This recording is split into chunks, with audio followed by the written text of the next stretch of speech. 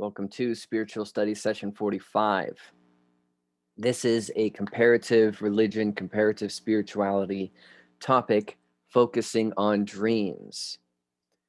Now, it might not seem readily apparent that religious traditions have many bases within dreams, that dreams are tied to religious spiritual experiences, and there's many ways to approach this topic depending on how we define dream.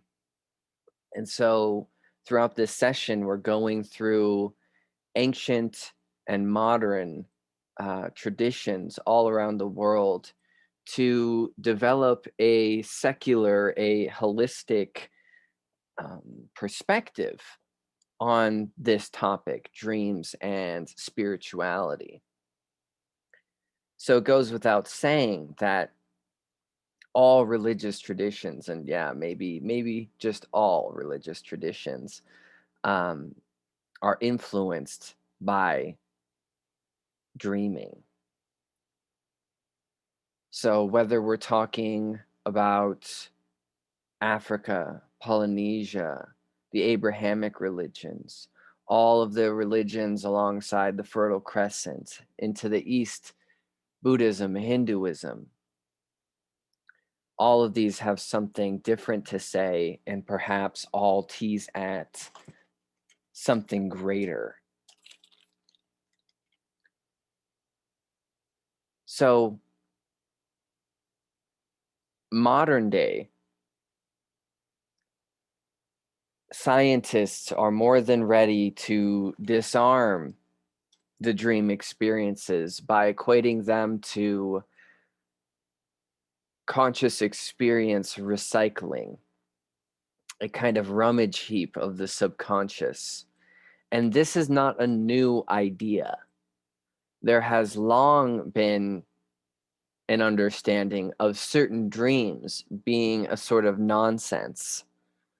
However, there have always been a conception of the other, of the vision, of the revelatory experience, of the dream vision, and that these have these synchronistic, perhaps clairvoyant, uh, impactful experiences.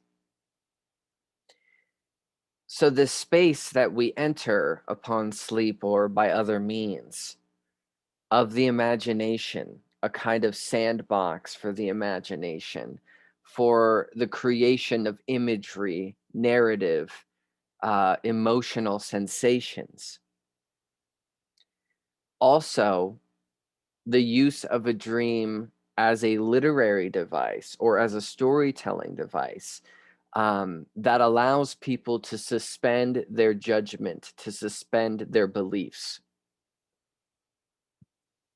If I were to approach you with prose, you would already be on guard. But if I were to approach you to say, I had a dream, of which includes some beliefs, you're immediately more susceptible to that.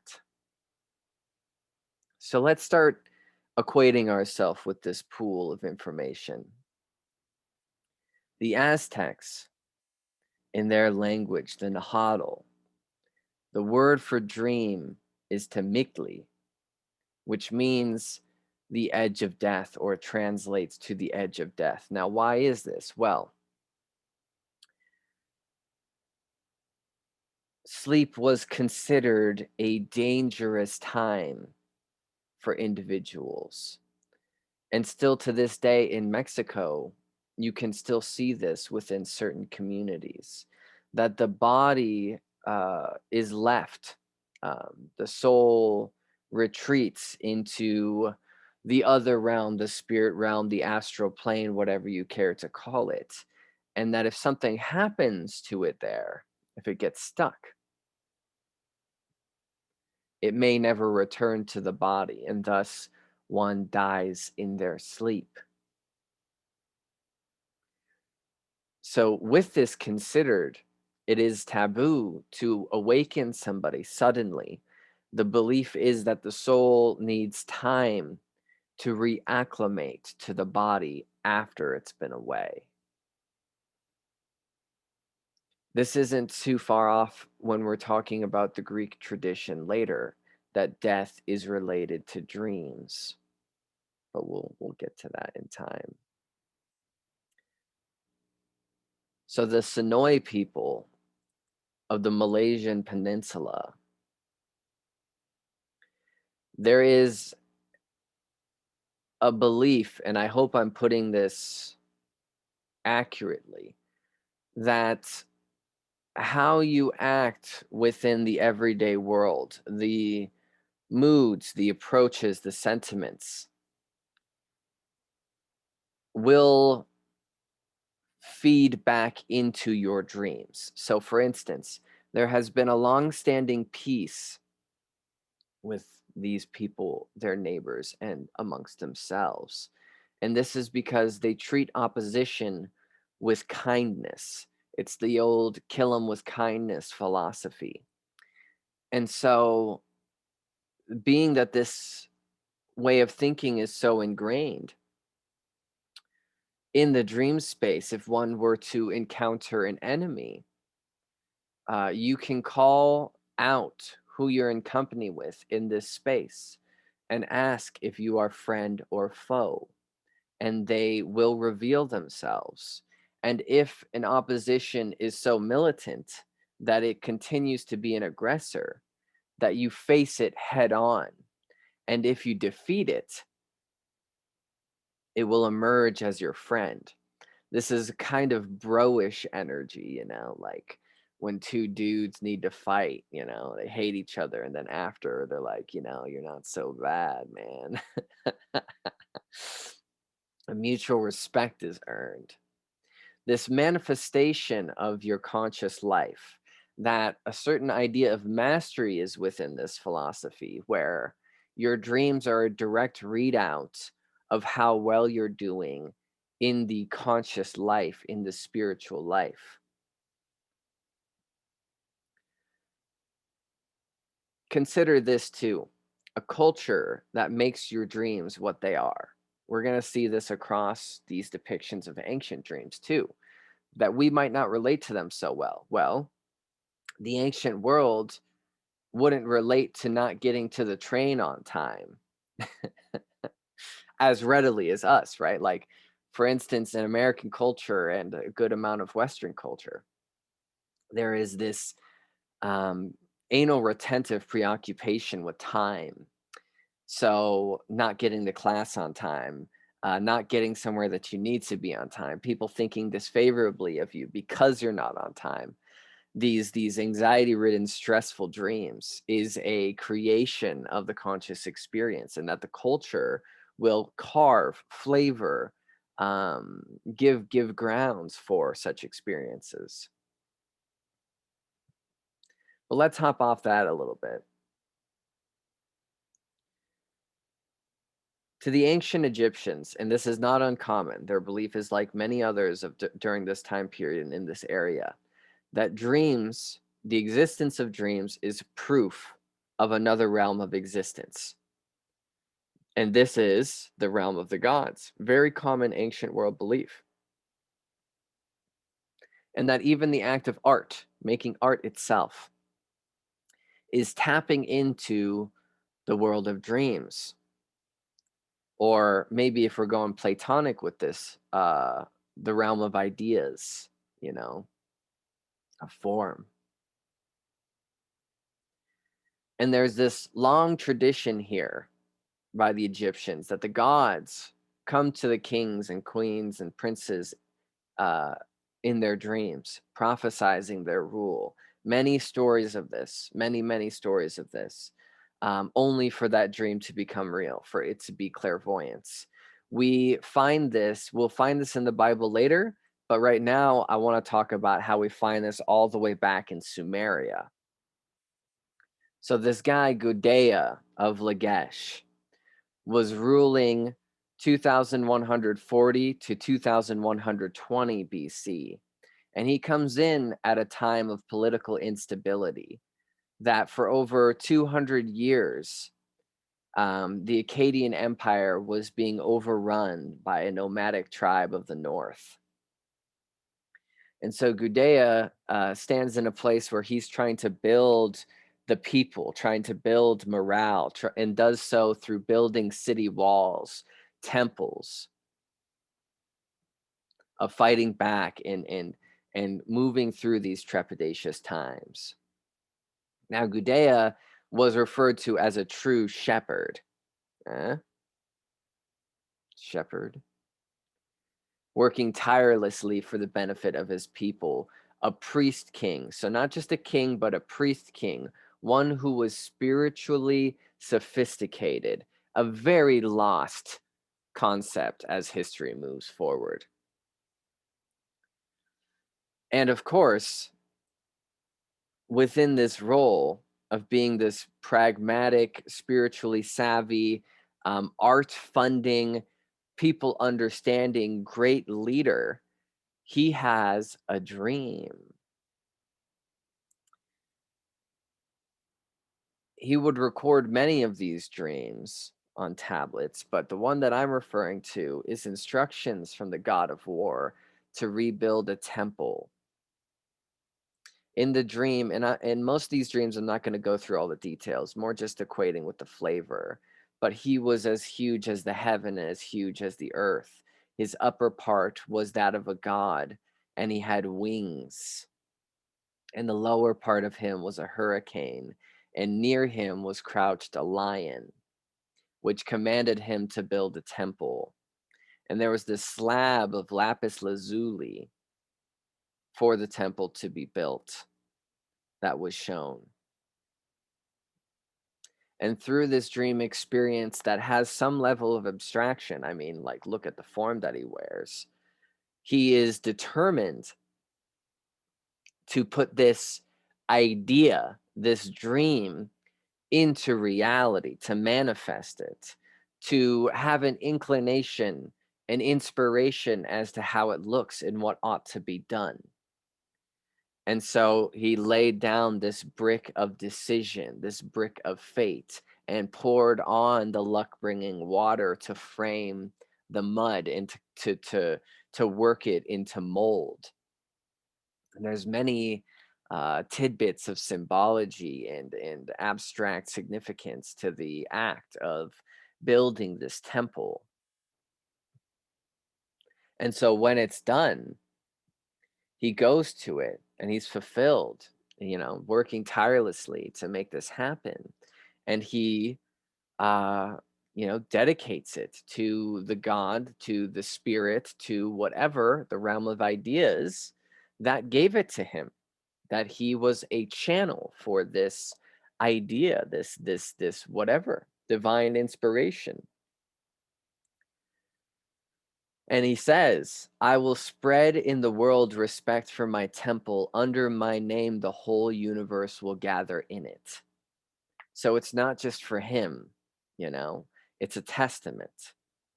And that this spared no expense. Lapis lazuli is the quintessential royal precious stone, along with plenty of carnelian. So we're getting nods to biblical things here, right? Like, for how many times in the Bible do you see that temples are made and direct name drops of these stones, and that inspiration came through a dream to do something. So let's look at the Bible here for a bit. Job 33:14 through 18. For God speaks in one way and in two, though man does not perceive it. In a dream, in a vision of the night, when deep sleep falls on man, while they slumber on their beds, then he opens the ears of men and terrifies them with warnings, that he may turn man aside from his deed and conceal pride from a man. He keeps back his soul from the pit, his life from perishing by the sword. So, God acting directly through dreams as an act of protection, avoidance. In Numbers 12:6, and he said, hear my words. If there is a prophet among you, I, the Lord, make myself known to him in a vision. I speak with him in a dream. So let's focus in for a bit. I want to talk in this course. I've talked about Enoch and I've talked about Ezekiel's vision, but I haven't got to mention Daniel's vision of the four beasts. So let's dive into this for a bit. So presumably Daniel is resting, right? And he has this divine dream of which he promptly would write down, which would lead to scripture, right? So the four winds blow through from the heavens, and four giant beasts emerge from the sea. And the first one is like a lion with eagle's wings, and its wings are plucked off like its feathers, and it stands on 2 feet like a man, and is said to have the mind of a man. So, as a slight step away, as through Ezekiel and as through the experiences of the cherubim, oraphim, seraphim, there's many understandings to say that this is rich symbolism, that these animalistic characteristics are acts of symbolism understood by the cultures of which they're entering. So that would be to say that these details are very conjured, that they're esoteric, that they're trying to tease at something within the inn. But let's take on the approach that this is a genuine experience and not a contrivance. So let's go forward. The second beast is like a bear, and it has 3 ribs in its mouth between its teeth, and it says, "Arise, devour much flesh." Yeah, that's pretty visceral, huh? The other is like a leopard, 4 wings like a bird on its back, and it has 4 heads. So a lot of this, again, to step away, a lot of this is really nodding to symbolism, to Ezekiel, and to chimeras. But the fourth beast is the one that's very noted. The fourth beast is bearing iron teeth, and it has 10 horns. And within these horns, it's said that there are eyes, eyes of a man, and a mouth speaking great things. So again, it just has to be this nod to Ezekiel. The wheels have eyes, the wings have eyes. In this case, the horns have eyes. Uh, so later on, it says that the horn was speaking great words, one of the horns of the fourth beast. And as I looked, the beast was killed, and its body was destroyed and burned with fire. And as for the rest, their dominion was taken away, but their lives were prolonged for a season and a time. So right away, this can seem rather abstract. So in these ancient dream depictions, there's always the experience and then the subsequent interpretation. So later on, we see that God is giving the interpretation to Daniel. And it says, these 4 great beasts are 4 great kings who shall arise out of the earth. And the saints of the Most High shall receive the kingdom and possess the kingdom forever and ever.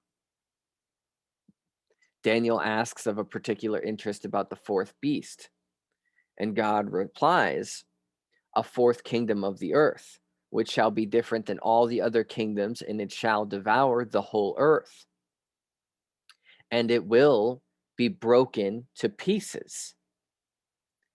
The 10 horns are the 10 kings that shall arise from this fourth kingdom. So this is where we can get into prophetic territory, right? The prophets and all this, even doomsday-ishness or kind of Nostradamus-like vibes, right? So, it says that the fourth kingdom takes over the whole earth. Well, maybe that is the modern day globalism, baby. And maybe, these 10 kings are these 10 high ruling nations and the presidents, prime ministers, and so on. This is where it can get into, right? And the beast is not one person, but is the conglomeration of people towards an initiative of a rule. So, as I've noted throughout this, and I've just touched lightly on it, we've got big Ezekiel and Enoch vibes. So it could be to say, to play devil's advocate here, it could be to say that the prophets experience very similar archetypal dream visions. That's true. That could be true. And that this seems more unrecognizable to us because of our cultural context. Like I said, cultural context dictates what dream experiences are like. However, this also could be the case, as mentioned before, where the dream is an artifice for a symbolism or for a moral story or for a realization, or to procure a truth. It's a device to disseminate this truth in a way that's more effective than another method. And, how did Ezekiel and Enoch get their alleged experiences? Well, they're called dream visions. It's either that or you take on the more contemporaneous approach, which it's like psychedelic, DMT-ish even. And the trope of dreams in Abrahamic religion is all around the board. It's not just within Christianity, it's not just within the Old Testament. It follows well into the New Testament as well. I mean, the wise men did not go back to Herod because of a dream. That Paul had a vision on the road to Damascus. This vision, speaking on carrying the gospel around Europe. And that many of the early Christian leaders frequently would jot down their dream experiences. Polycarp, this bishop of Smyrna, dreamed of his pillow catching on fire, and he understood this to be a premonition of his impending death, which that did happen. And Justin Martyr, as I've mentioned him before in the course, would frequently speak on the fact that spirits are the main ingredients of the dream experience. That dreams give us a direct spiritual connection to non-physical realities. Clement of Alexandria used dreams as a means to talk about, how should I put this? The quote is the depth of the soul, how far you truly reach within the mind's eye. That this reveals spiritual realities. The dream space reveals reality, not waking life is reality. Dreams expose reality. And that this is the space of which you are open for divine revelation, for insight into your destiny, which we'll see this repeated later.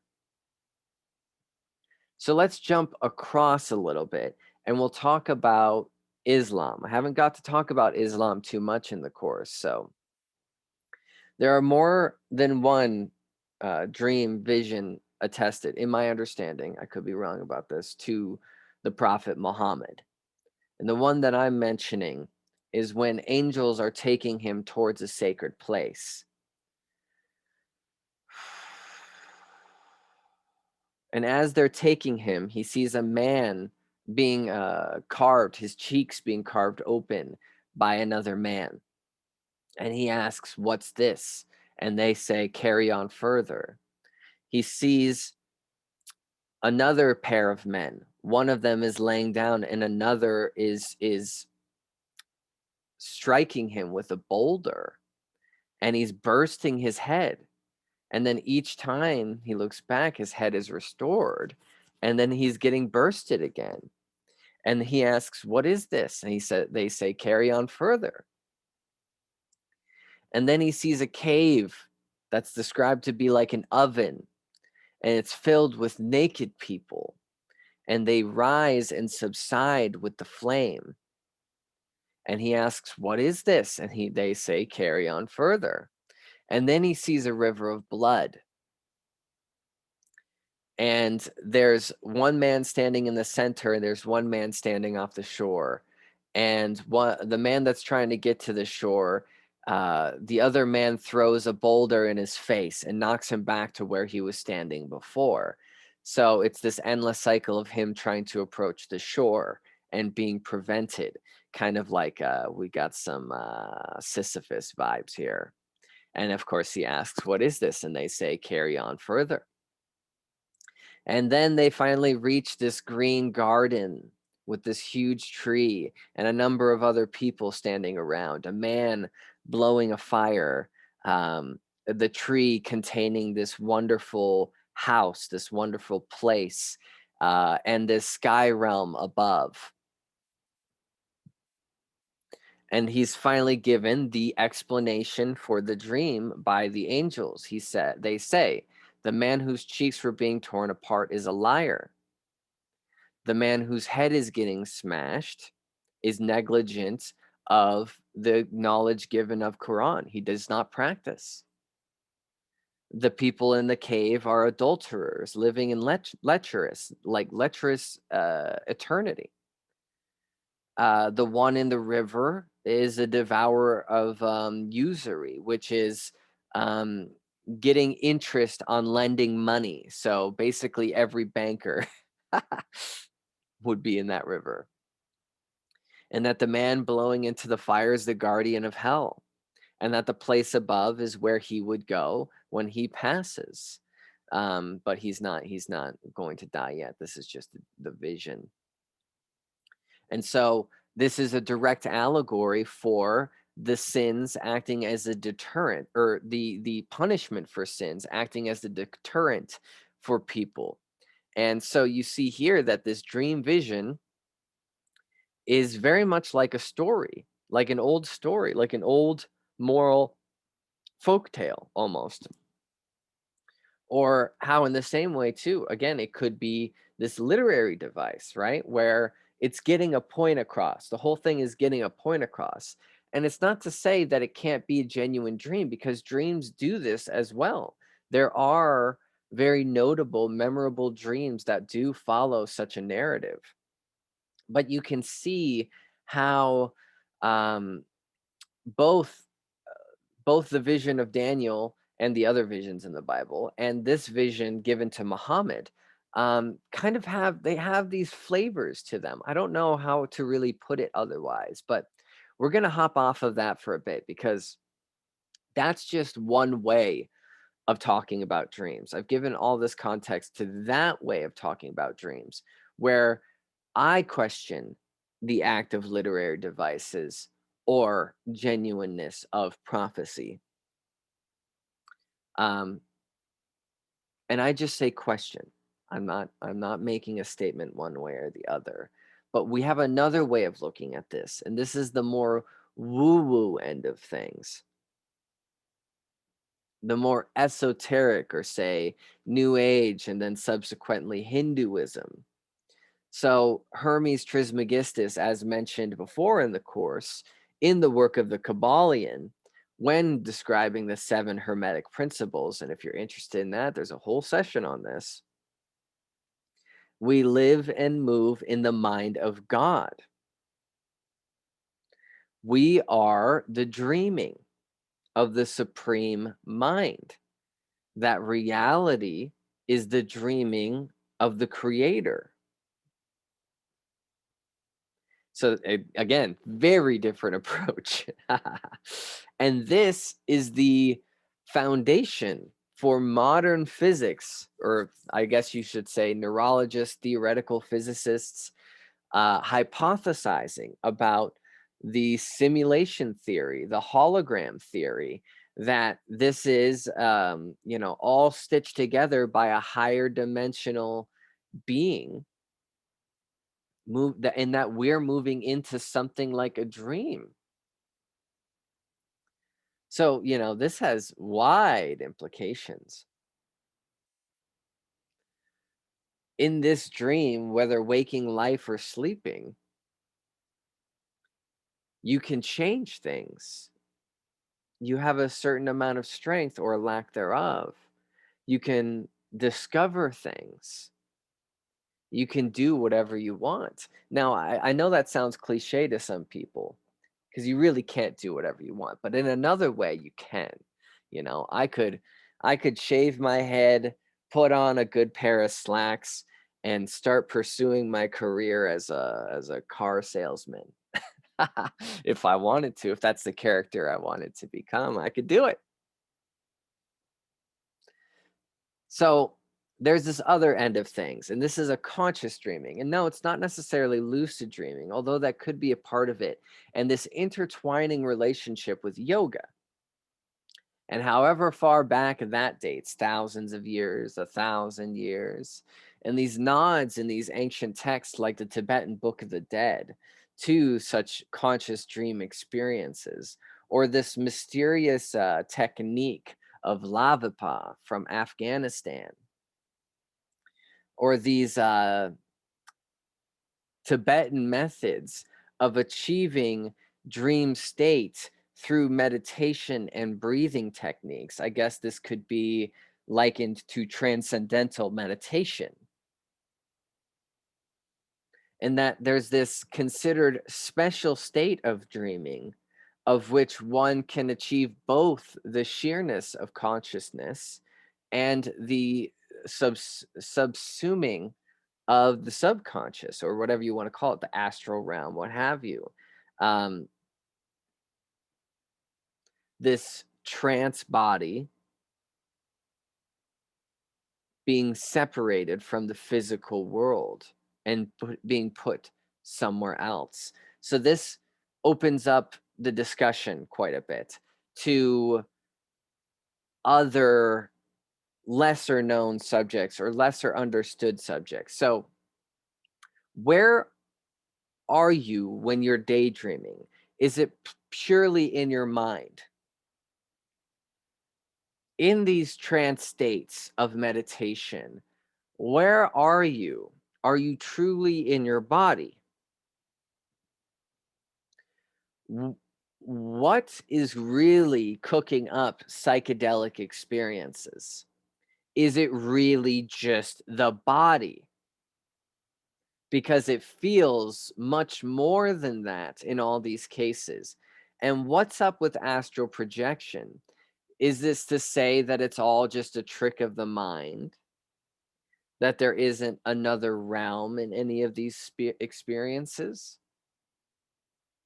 That there's not a greater web, not a separate dimensionality, that there is nothing more, that there is no unknown, that it's simply what we see and nothing else? It's soupy. It's real soupy. So that's another approach, right? So we've got the vision experiences, we've got the chance of literary devices and storytelling. For how many episodic series have you seen where there's a knockoff episode where it's like, oh, it was all a dream, or the beginning of the story starts with someone having a dream, and that shows something about someone's character. I mean, it's no accident that psychoanalysts are very interested in hearing about people's dreams. And then we have this whole realm of esotericism, where it's very nebulous, very, very nebulous. So let's hop to another culture yet again. Let's talk about the Norse. So the Norse were very interested in the dream space, and they actually have a word for nonsense dreams, um, dromstruck. Drumstruck. Gosh, I'm probably terrible. Drumstruck? Where there's a conception of what is dream nonsense, and then there is a conception of the divinatory, revelatory, clairvoyant, destiny revealing dreams. So again, The idea that there is dream nonsense of the subconscious regurgitation is not new. Psychologists and scientists, that's not original. If you recall from the session on the Norse believe in fatalism. They believe that everything is preordained, that everything is set by fate. There are the fates, the sisters of fate.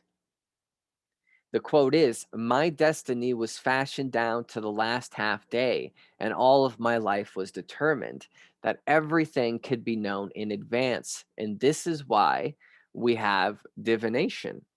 This is why there are the use of the runes in divination." So there's a contrast here, right? There are the nonsense dreams, and then there is the fate.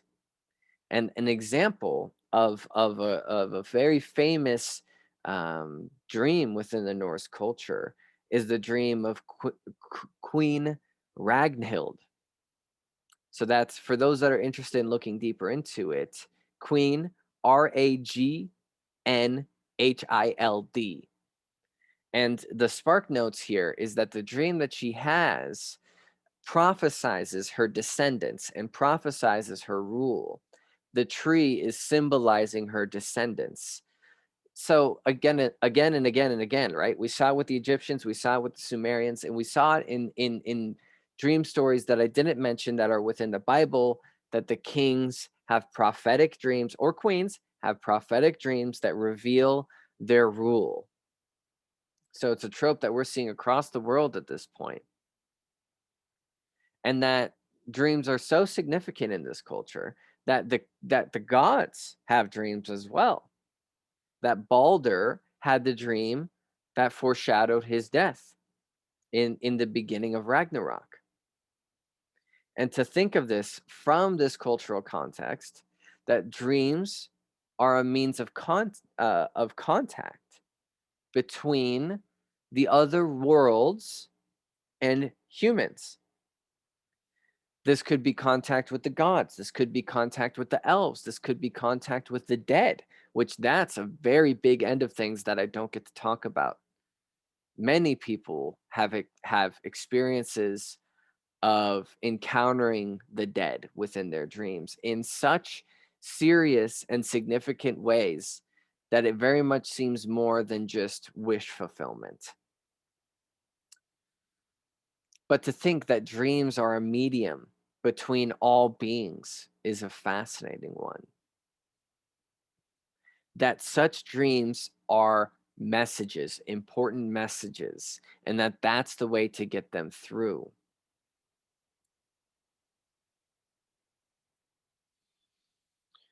Oh, being that gods, or say Odin, say that Odin, the god of poetry, is associated with the dream space.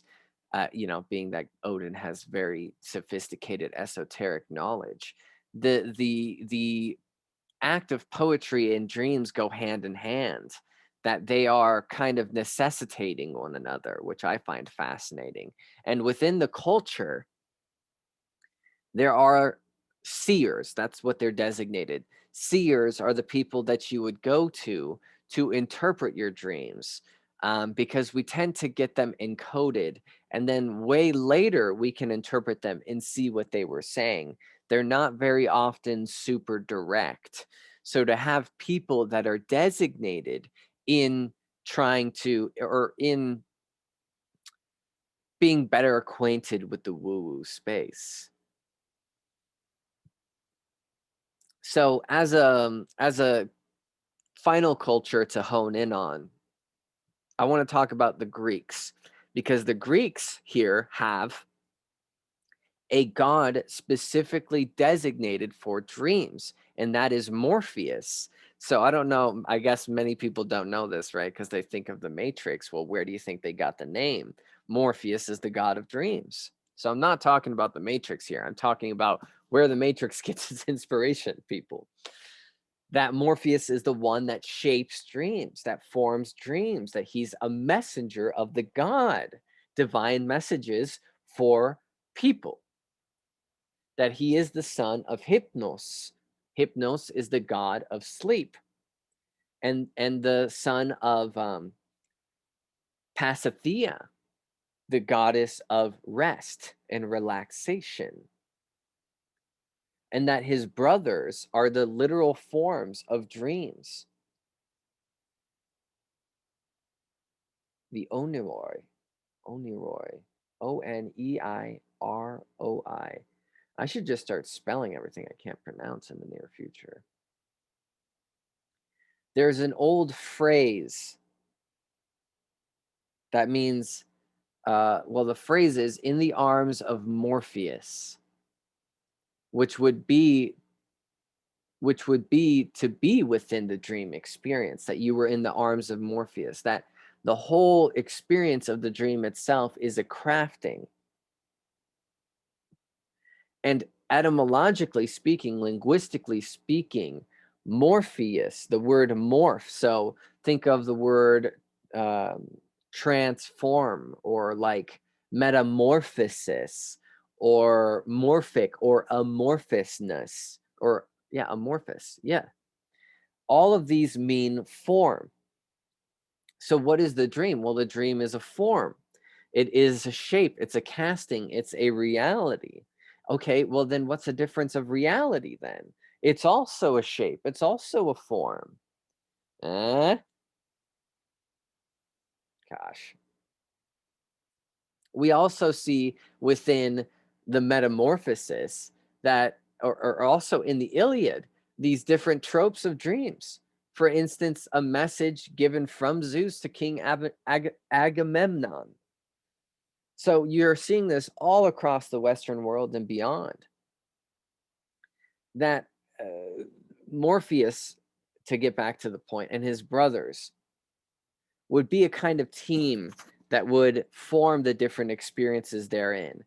There's phobeter, which is the root of the term phobos, meaning fear, one of the brothers that brings fearful dreams. So maybe the take on the shape of the antagonist, or the one who's specially capable of casting such an emotional landscape.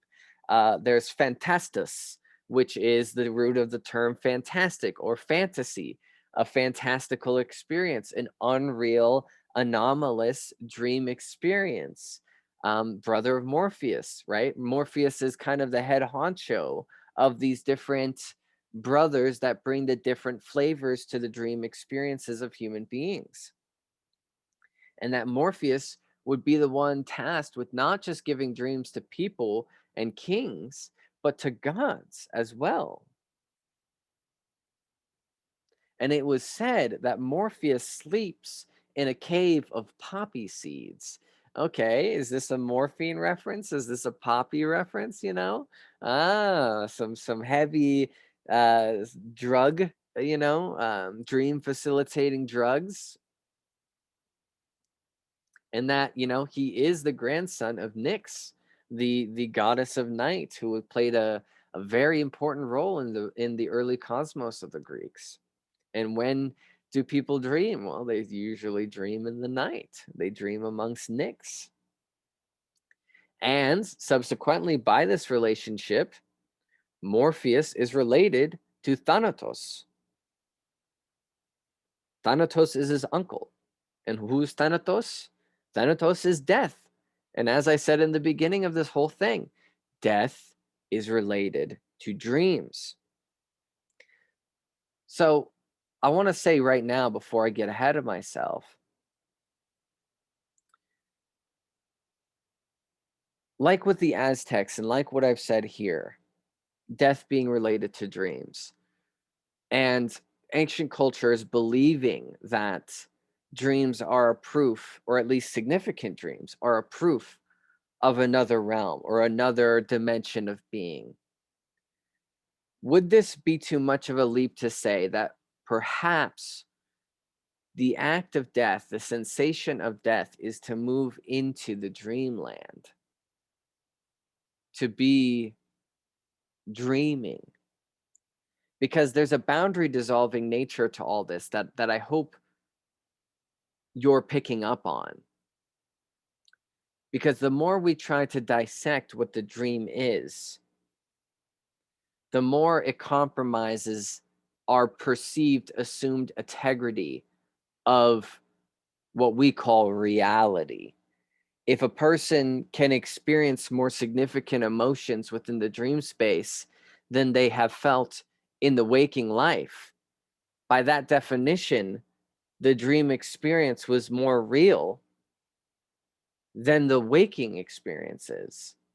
And it seems that the only characteristic of how we discern what the waking experience is mundanity and boredom. The act of having to eat, you know, hygiene and all these things. That seems to be the only determinant of what we consider real, because we're not even necessarily conscious a lot of the time while we're in the waking life. So it's just to say that, could this afterlife be a dream? And subsequently, could life be a dream in the cosmic way, or in the mind of the creator, or even in our own mind? So we all say that we live in our own worlds, right? That we're not really living in the same world, because there's how I look at things, and then there's how you look at things. And seemingly we're in the same place, but we're not in the same place. I'm not you and you're not me, to a very real degree. In other ways, that's not the case, but it's to say that we're dreaming, that we make our own dream. Like I said, I could go be a car salesman if that's the dream I want to make real. I could go chasing the dollar if that's the dream I want to go make real. I could pack up my stuff and move away if that's the dream I want to make real. What dream do I want to call reality? You see what I'm doing here? So to get more back on the subject, instead of me just, I don't know, pontificating, philosophizing, um, our experience as human beings of dreaming is a wellspring of religious experience. It brings all manner of inspiration and ideas that have literally changed the world, that have changed the life of particular individuals. And as we've seen with spirituality, has changed the world through allegory and through documentation and through storytelling. And so there's a big question mark here. What's it all about? Is it just the subconscious? What is the subconscious? Where is the subconscious? What constitutes it? Does it necessitate the collective unconscious? Gosh, the oversoul? This is a painfully complex subject that is highly nebulous. Uh, mm, mm, mm, mm. That can facilitate great clarity, but also great confusion, that can assist people in achieving destiny or self-awareness. That the deepest realms of our being are within the deepest reaches of our mind, and how can we say how far that goes and what that means? That there's something of the transcendent within the experience of the sleeping dream. And that in many cases, we can answer this very mundanely, but we can't answer all of it mundanely. For instance, as children, we all seem to have dreams of being chased. Well, this seems to be a nod to our evolutionary biology, that this was a big part of our uh, ancestral history, predator and prey, being chased by things. And that still yet we are still reverberating from this like conditioning, in that we have these tropes that happen within the dream space of like being chased, of dying, of flying, of mystery people, of old places. There's so many of these archetypes that are uniform and in many cases inexplicable. these innate things that we don't seem to be able to consciously comprehend, and that many of these experiences we can't even conjure, just like we can't conjure up most of our dreams, or I mean our memories. That our memories and our dream memories exist in the same space, that some are clear, that some aren't so clear, and some, most, we don't remember at all. Okay, my voice is getting way too high pitched.